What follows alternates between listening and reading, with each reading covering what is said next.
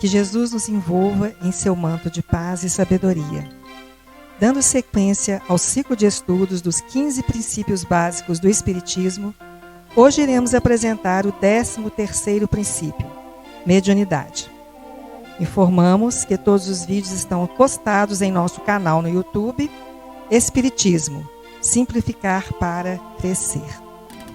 Acesse o nosso canal, inscreva-se e no final do vídeo, não se esqueça de dar o seu like. Convido a nossa colega aqui do núcleo, Andressa Oliveira, para apresentar o 13º princípio, mediunidade. Boa noite a todos. Vamos iniciar hoje, mais um estudo, mais um tema do nosso ciclo de estudos. O tema de hoje é mediunidade. Ele é o nosso 13º princípio. Eu confesso para vocês que foi um tema desafiador, porque a mediunidade, ao longo de muitos e muitos anos, ela foi digamos assim, um tema mais assim ocultado, para alguns até meio polêmico, porque lá na época de Moisés foi uma coisa demonizada. Nós vamos tentar entender o porquê disso, E qual o nosso papel nesse sentido para tentar desmistificar isso, tentar melhorar, para que ela, como diz os próprios espíritos, para que ela consiga resgatar o seu verdadeiro significado. Bom, Moisés, naquela época, ele estava tendo um trato com um povo que era muito rebelde, que eram os hebreus. Então, para poder discipliná-los, às vezes ele tinha que usar de algumas medidas mais drásticas. E eu não sei se vocês recordam, inclusive lá no livro do Céu e Inferno, se eu não me engano, isso mesmo, capítulo 11, vai retratar justamente isso. Moisés tendo que lidar com essa dificuldade de disciplinar esse povo em relação a essa questão da necromancia. O que é a necromancia? A necromancia é você ter contato com os mortos para poder buscar informações, previsões, E, não sei se vocês recordam, naquela época, Moisés estava tentando libertar o seu povo do povo egípcio. E o povo egípcio, como o Emmanuel mesmo relata no livro A Caminho da Luz, era um povo que recorria muito a essa prática. Eles tinham sacerdotes que buscavam em oráculos previsões para o futuro. E lá no Céu e Inferno, os espíritos até falam que Moisés não foi tão equivocado assim, porque foi a forma que ele encontrou de lidar com isso. Por quê? Naquela época, as pessoas que usavam dessa prática, elas não tinham muito consciência do que era mediunidade, do seu uso responsável. Então, elas meio que comercializavam a mediunidade. Então, cobravam para poder fazer previsões. Então, Moisés colocou para esse povo o seguinte, que quem adotasse essas práticas do seu povo, teria como castigo a pena de morte. Então, ele fez isso para poder controlar ali essa indisciplina das pessoas, e foi o meio que ele encontrou de fazer com que seu povo rompesse com os costumes e cultura do povo egípcio.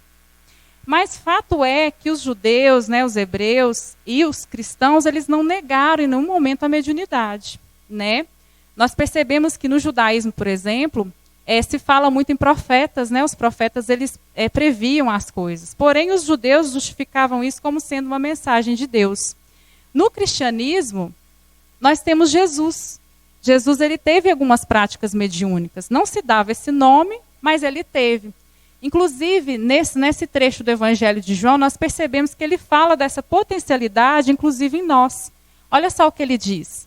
Em verdade vos asseguro que aquele que crê em mim fará também as obras que eu faço e outras maiores fará, pois eu vou para o meu Pai. Está lá em João, capítulo 14, versículo 12. O que ele está querendo dizer aqui? Que se nós conseguirmos acreditar nele, nós poderemos realizar as obras que ele fez. Essas obras são as obras que ele conseguiu realizar com a mediunidade dele, que era muito grandiosa, e conseguiremos fazer coisas muito maiores. Ou seja, ele afirma que essa potencialidade existe também em nós, não só nele. Tá, mas para a gente entender como isso funciona, precisamos entender o conceito amplo da mediunidade. A mediunidade ela tem um conceito muito amplo.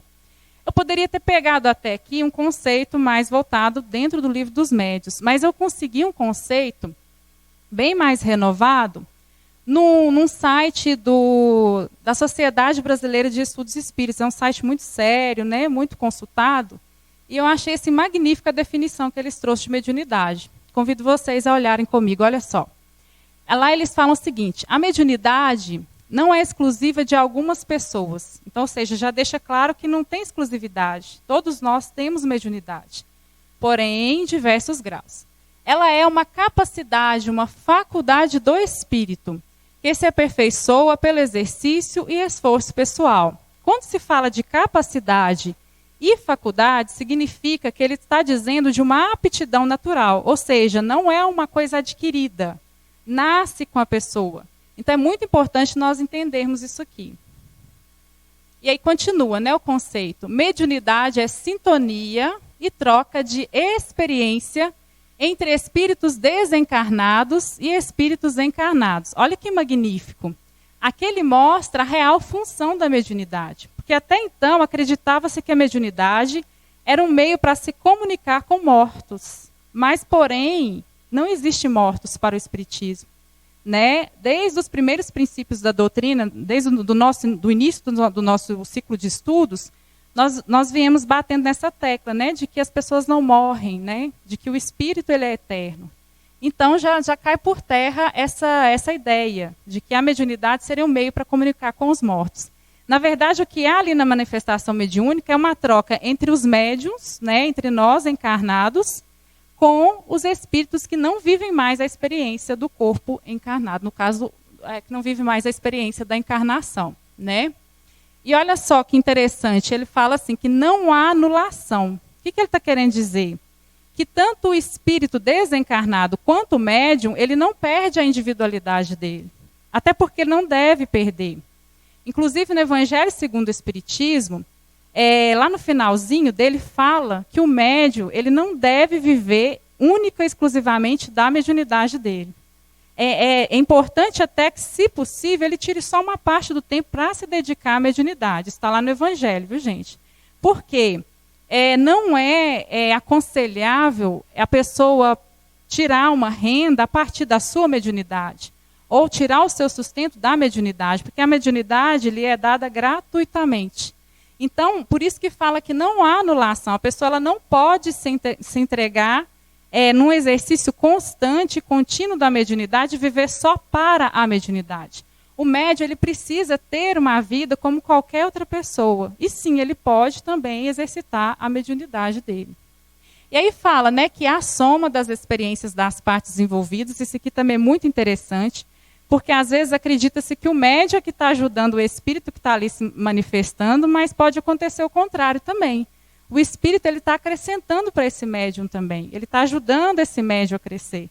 Então, a troca ela é mútua, né? Existe uma reciprocidade. A mediunidade ela não está pronta e acabada. Ela transforma-se e modifica-se ao longo do tempo, acompanhando o momento emergente, as situações vividas pelo grupo, a evolução das pessoas. O que ele está querendo dizer com isso? Ele está querendo dizer que a mediunidade ela vai acompanhar a evolução das épocas. Desculpa, gente. E aí, vamos pegar um exemplo aqui. Hoje, por exemplo, nós vivemos um contexto de pandemia. E aí, o que acontece? Nesse contexto de pandemia, provavelmente vocês devem ter encontrado aí muitas psicografias, né, de médiuns que trouxeram aí mensagens de espíritos para nós, dizendo sobre esse contexto que nós estamos vivendo agora. E aí, o que acontece? A mediunidade, ela acompanha essa evolução, atendendo a demanda. Ela acompanha essa evolução. Então, o que acontece? Em cada época, ela vai tentar atender a demanda da época. Então, hoje, por exemplo, nós vivemos um contexto de pandemia, então, provavelmente, vocês devem ter visto aí muitas mensagens, né, que foram emitidas, né, explicando sobre esse contexto, nos pedindo calma, nos pedindo tranquilidade em relação a esse contexto. Então, vocês vão perceber que a mediunidade ela vai tentar acompanhar as épocas, vai tentar responder a essas demandas de cada época, e por isso, então, ela não está pronta, acabada, ela vai desenvolvendo conforme as épocas. Isso está tudo lá na Sociedade Brasileira de Estudos Espíritas. Bom, a mediunidade é sua base orgânica. Por que eu falei lá no início, né, que é importante a gente desmistificar a mediunidade? Porque a mediunidade, então, até naquela época de Moisés ali, até um pouco tempo atrás, ela tinha isso, né, de ser uma coisa do demônio, né, de ser uma coisa demonizada, uma coisa do miraculoso, da mistificação, do maravilhoso, do extraordinário. E se nós passamos a entender a sua base orgânica, nós conseguimos perceber que ela não tem nada de miraculoso, que ela não tem nada assim, de extraordinário, que muito pelo contrário, ela está ali no organismo do médium, como a gente vai perceber aqui agora. E, para a gente entender esses aspectos orgânicos aqui, é preciso entender que existem duas acepções da mediunidade. Nós temos a mediunidade mais rudimentar, que seria a mediunidade mais simples, mais intuitiva, que seria aqueles médiuns assim que acreditam que não são médiuns. A gente ouve muito isso, a pessoa fala assim, nossa, eu não sou médium, eu não vejo, eu não sinto nada. E, na verdade, sim, ela tem uma mediunidade, só que às vezes ela é um pouco mais sutil, né, do que a mediunidade, digamos assim, ostensiva, que é a mediunidade que a gente vai pegar aqui agora para poder entender esses conceitos aqui. A mediunidade ostensiva, gente, é aquela mediunidade que ela é evidente. Então, por exemplo, você vê o médium, você conversa com ele, logo você já entende que tem uma mediunidade ali. Não tem como ela ser ocultada. Então, a partir dessa mediunidade que nós vamos entender aqui esses aspectos. Aqui nós temos o seguinte, a aptidão ao desdobramento perispiritual, né? Nesse aspecto aqui, o médium ele consegue desprender do seu corpo, fazer uma viagem, seja no nosso próprio globo terrestre ou fora dele, durante o sono. Lembrando que esse desprendimento ele não é completo para que não haja o desencarne do médium, né? Então o médium ele continua ligado a esse corpo, porém ele consegue fazer essa viagem, seja, por exemplo, para fazer uma missão, de repente visitar um enfermo no hospital, ou participar de um estudo num plano espiritual. Então, isso aqui ele consegue fazer. E lembrando que esse desprendimento é do perispírito.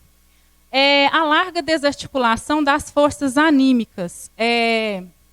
Nesse caso aqui, o que acontece? O médium ele consegue desarticular, ou seja, ele consegue movimentar forças da sua alma para poder produzir efeitos físicos, né? Seria aí o médium que produz, por exemplo, o ectoplasma. E aí há uma mobilização de elementos biológicos, que no caso é o fluido animal. Lembrando também que o sistema nervoso ele é responsável pela faculdade mediúnica. Então, por que ele é responsável pela faculdade mediúnica? Porque a atividade mediúnica ela acontece basicamente ali no órgão principal ali do sistema nervoso, que é o cérebro. E aí logo a gente vê a epífise. O que é a epífise? A epífise é a glândula pineal. A glândula pineal, por muito e muito tempo, ela foi assim um pouco desconsiderada pela ciência. Hoje já não é tanto. Inclusive nós temos o Dr. Sérgio Felipe, não sei se vocês já ouviram falar nele. Ele tem estudos, ele tem artigos publicados que falam sobre a epífise, né? E que trabalha justamente a mediunidade, como que essa glândula ela tem um papel importante durante a atividade mediúnica, né? Aí diz que aí o André Luiz fala que é na pineal que reside o sentido novo dos homens. Inclusive a pineal ela é responsável pelo desenvolvimento sexual na adolescência e também é responsável pelo hormônio do sono. Então, sim, ela é uma glândula importante. Ela é um órgão importante na mediunidade, né? Tem alguns estudiosos que costumam até dizer que é lá, né, se a alma tivesse um lugar físico, né, no corpo, seria lá a morada da alma. Tá, e aí se pergunta assim, como se dá o processo mediúnico, né? Como que esse processo se dá? É uma dúvida que muita gente tem, porque ninguém entende como que um espírito ele consegue olhar para o médium e falar assim, nossa, é ali que eu vou conseguir transmitir o que eu preciso. É naquela pessoa ali que eu vou mirar para poder transmitir a minha comunicação. E aí o André Luiz, ele vem trazer isso no livro Evolução em Dois Mundos. Ele fala da aura. A aura é, portanto, a nossa plataforma onipresente em toda comunicação com as rotas alheias. Exteriorizamos de maneira invariável o reflexo de nós mesmos nos contatos de pensamento a pensamento, sem necessidade das palavras para simpatias ou repulsões fundamentais. O que ele está querendo dizer aqui? Ele está querendo dizer que existe um envoltório, né, no nosso corpo.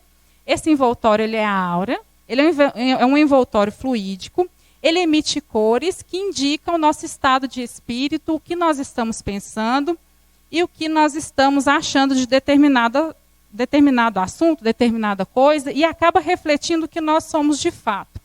Então, seria mais ou menos assim, ó, nós estamos todos aqui agora, somos todos encarnados. Conosco aqui existem vários espíritos que estão aqui acompanhando esse estudo.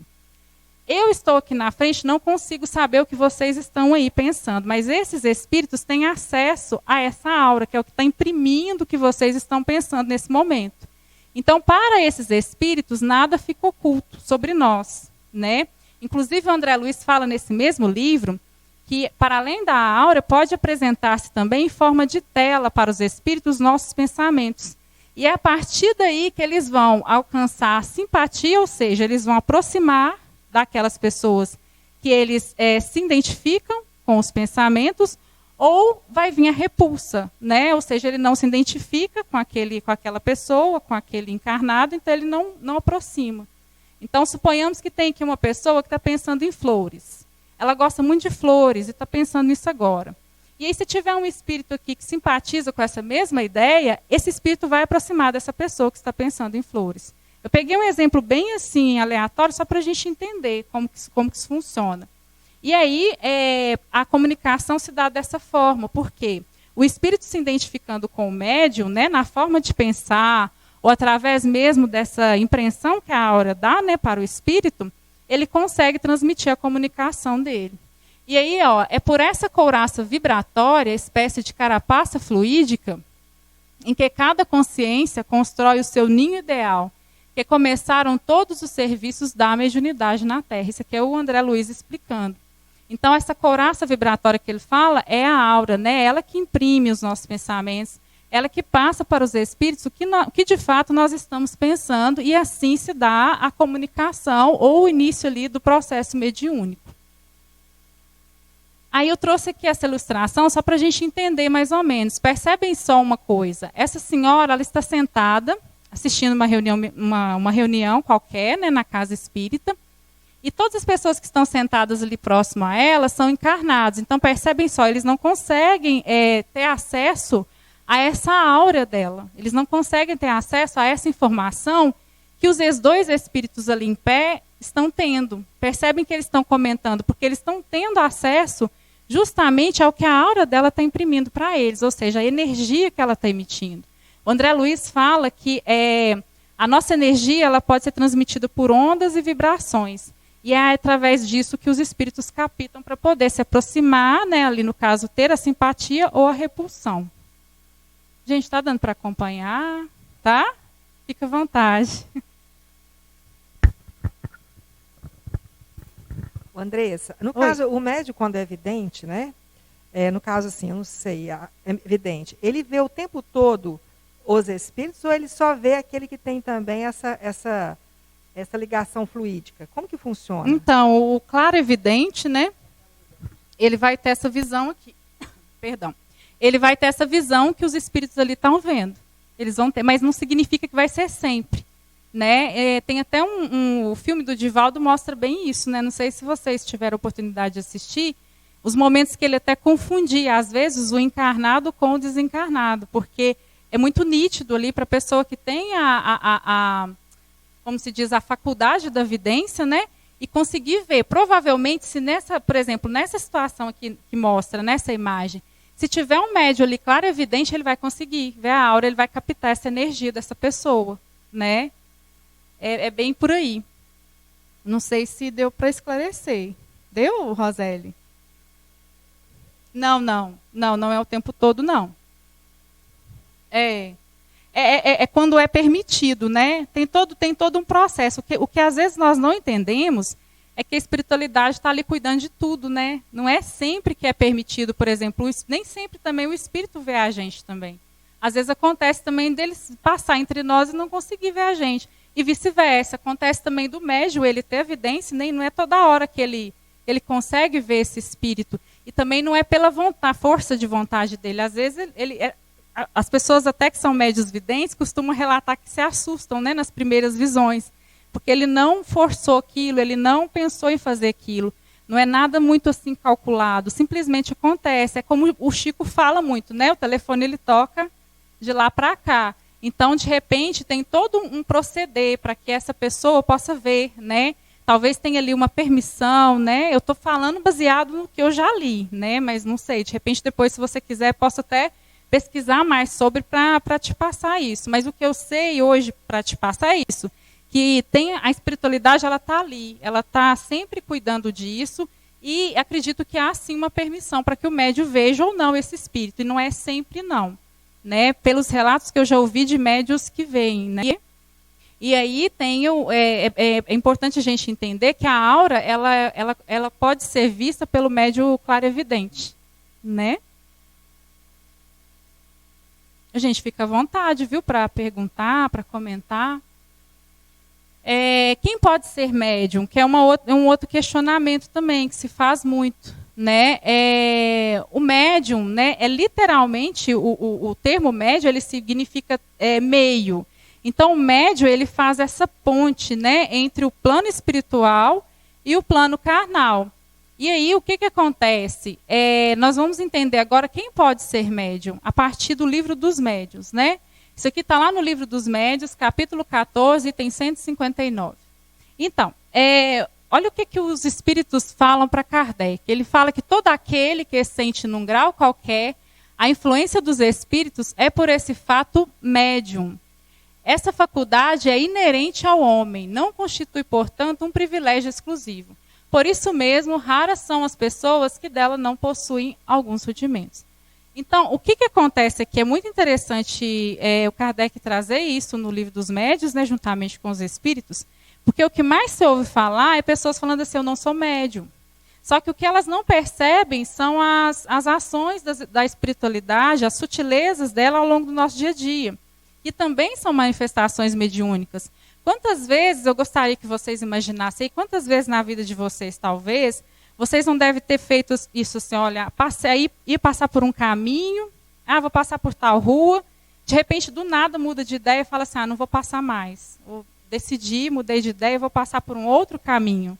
E aí, de repente, mais à frente, você descobre que aquele caminho que você iria passar, aconteceu algum imprevisto, alguma coisa que talvez te prejudicaria. E aí a gente tem essa tendência a não dar o crédito, né, para o espírito que deu a intuição para a gente. Porque provavelmente o livramento que você teve ali pode ter sido uma influência de um espírito, uma intuição, você foi intuído por um espírito. Então isso também é uma forma de mediunidade. A intuição é a forma mais simples e rudimentar da mediunidade. E ela passa batido justamente por nós não percebermos, né, que a espiritualidade está o tempo todo ali influenciando nas nossas vidas, nos dando boas sugestões, né, digamos assim. E aí passa muito batido. A gente usa muito o termo assim, meu santo é que é forte, por isso que eu não passei por ali, né? Usava-se muito esse termo antigamente. Acredito que muitas pessoas usam isso ainda hoje. E aí passa batido esse tipo de mediunidade, porque é uma mediunidade mais simples, mais rudimentar, mas não deixa de ser mediunidade. Quantas vezes, de repente, você liga para uma pessoa, a pessoa fala, nossa, eu estava pensando em você aqui agora, ainda bem que você ligou. E aí, de repente, você foi sugestionado a ligar para essa pessoa porque ela estava precisando falar com você. Então, isso também é uma forma de conexão com a espiritualidade para você poder estar ajudando as pessoas. E aí, tem uma coisa também que acontece muito no meio espírita, até talvez, conosco mesmo, que é confundir o fato da mediunidade ser sagrada com o médium. Às vezes a gente coloca o médium nesse lugar de sagrado. Às vezes ele tem uma mediunidade extraordinária e às vezes a gente quer colocar ele nesse lugar, mas às vezes a gente não entende que nem sempre o desenvolvimento moral do médium acompanha o desenvolvimento da mediunidade e vice-versa. E aí o Kardec ele vem trazendo isso na questão 226 do livro dos médiuns, né? ele pergunta o seguinte para os espíritos: o desenvolvimento da mediunidade guarda relação com o desenvolvimento moral dos médiuns? Aí os espíritos respondem para ele o seguinte: não, a faculdade propriamente dita se radica no organismo, independe do moral, ou seja, não tem relação nenhuma com o moral do médium. O mesmo, porém, não se dá com o seu uso, que pode ser bom ou mal, conforme as qualidades do médium. Então, ou seja, o exercício da mediunidade ele não tem totalmente ali uma ligação direta com a mediunidade em si. Né? Às vezes o médium ele tem uma mediunidade extraordinária, como eu acabei de dizer, porém o seu desenvolvimento moral ele não acompanhou essa mediunidade que é muito grandiosa. E aí o que acontece? Ele tem o livre-arbítrio para escolher, né, como lidar com essa mediunidade. E aí vai depender da sua responsabilidade para poder fazer um bom ou mau uso dessa mediunidade. E tem que ter um cuidado, porque o que acontece? Fazer um uso, por exemplo, de vender essa mediunidade, digamos assim, cobrar para servir as pessoas, né, com a sua mediunidade, seria um exercício irresponsável. Porque o que acontece? Querendo ou não, o médium ele está explorando dos espíritos para poder adquirir algo através deles. Então, isso aí é uma coisa que acontece. Nós precisamos estar atentos a isso. Porque às vezes as pessoas falam assim, não, mas o fulano tem uma mediunidade tão bacana, né? Mas parece que a gente não consegue separar a pessoa da mediunidade. Então não tem ligação. É isso que os espíritos estão respondendo para o Kardec aqui. E aí eu fiz aqui um gráfico, gente, meramente ilustrativo, viu? Por favor. Eu fiz esse gráfico para a gente entender como que seria isso, né? Não sei se está dando para ver direito. Considerando que a coluna azul seria a mediunidade, a coluna laranja seria o intelecto e a coluna cinza seria o moral.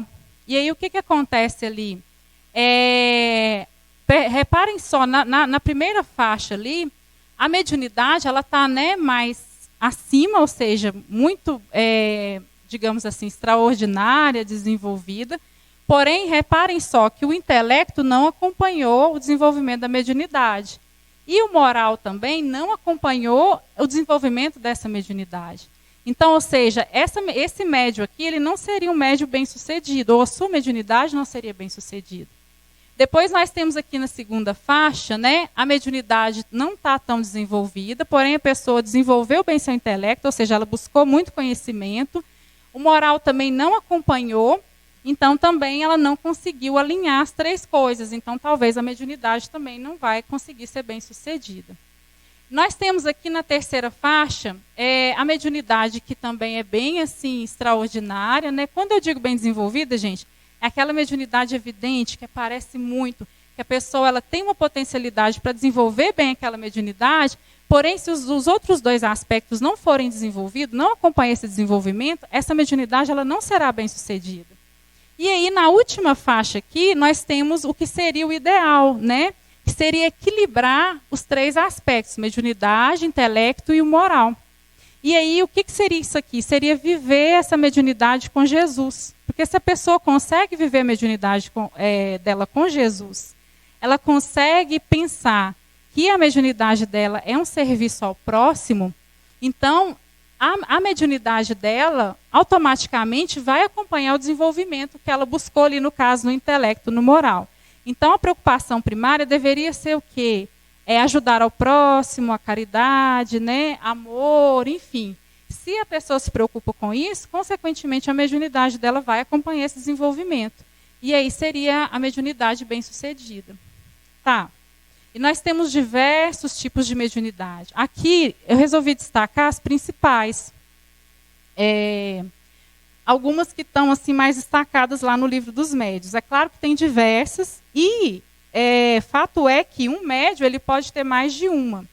Então, nós temos aqui a mediunidade de efeitos físicos, que seria o médium que consegue produzir, materializar, né, coisas e pessoas. No caso, por exemplo, um médium que consegue aí produzir o ectoplasma. Os sensitivos, que são aquelas pessoas que talvez chegam no local, eles não veem, não ouvem, mas conseguem sentir a presença dos espíritos. Os médiuns audientes, né, que são os médiuns que conseguem ouvir os espíritos, ouvir o que eles estão falando. Os médios videntes, né, que são os médios que conseguem ver, que foi o que a Roseli citou aqui agora na pergunta dela. Os médios psicofônicos. Os médios psicofônicos, gente, são aqueles que conseguem prestar o seu aparato orgânico para que haja comunicação oral do espírito. Nós temos os médios inspirados, que são os médiuns que conseguem, por exemplo, pintar quadros, escrever poemas, né, com inspiração dos espíritos.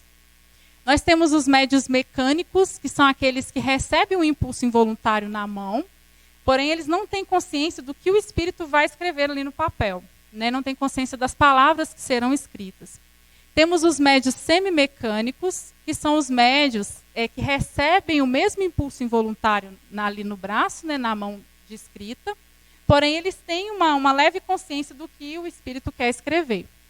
Temos os médiuns de cura, né? Jesus é um exemplo assim grandioso, né, de mediunidade de cura. Apesar de ele não ter só a mediunidade de cura, ele tem outras mediunidades.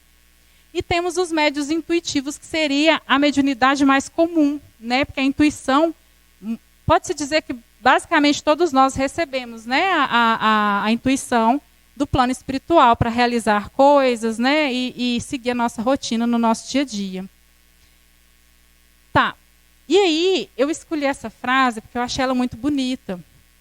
Eu falo, gente, quando eu falei que foi um estudo muito desafiador para mim, porque eu acredito que hoje eu estou aqui falando de mediunidade para vocês, porque eu acredito que eu preciso mais ouvir sobre esse tema, talvez do que vocês que estão aí sentados. Eu estou aqui para aprender junto com vocês. O André Luiz fala isso, ele fala que o médium, principalmente o médium que está aqui falando na frente, às vezes o assunto para ele vem surgindo, porque ele precisa aprender aquele assunto do qual ele está falando. Então, os 2 primeiros ouvidos aqui atentos a esse tema aqui sou eu. Tá? Eu preciso aprender. E eu achei essa frase muito linda, porque eu fiquei pensando assim, se eu tivesse assim, uma mediunidade assim, ostensiva, o que eu gostaria? Como que eu gostaria de entender essa mediunidade e viver ela? E aí eu encontrei essa frase aqui, ó.